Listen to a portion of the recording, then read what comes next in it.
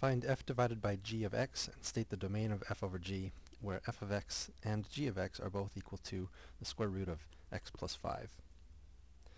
Well, by definition, the function f over g is defined to be the function f of x, the values of f of x divided by the values of g of x on the domain of each of those two functions, the intersection of those domains, I suppose we should say.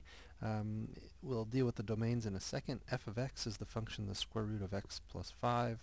That is also the domain of g of x, square root of x plus 5. And of course, when we divide x plus 5 under the radical by x plus 5 under the radical, we get 1. So it turns out that f divided by g is 1 in this case. To deal with the domain, we'll need to first identify the domain of f. So that f of x equals the square root of x plus 5 has domain from minus 5 to infinity, or set of all x such that x is greater than or equal to negative 5. Those are really two ways of expressing that set. And we can see that by noting that we need x plus 5. We need x plus 5 to be greater than or equal to 0, and the way to identify those numbers is to subtract 5 from both sides, and we see x has to be greater than or equal to negative 5. So that's the domain of f. Now that to get the domain of f divided by g, we need to also have the domain of g. Of course, since g of x is equal to f of x in this particular example, the domains are both the same. They're both the interval from minus 5 to infinity. So, by definition, the domain of f divided by g is the intersection of the domains of f and g, with the additional restriction that g of x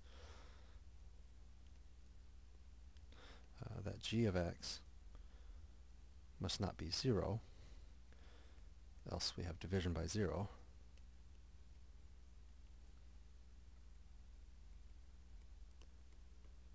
And so let's see where that happens. G of x equals 0 if the square root of x plus 5 equals 0, and that occurs when x equals negative 5.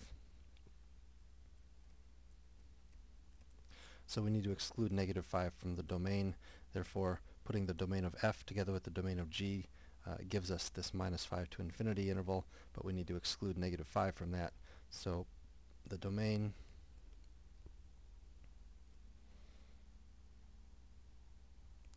of f over g is the interval from minus 5 to infinity, or if you like, it's the set of all x such that x is strictly greater than negative 5. Notice the difference is that I'm not including the greater than or equal to part, just strictly greater than negative 5. That's the domain of f over g.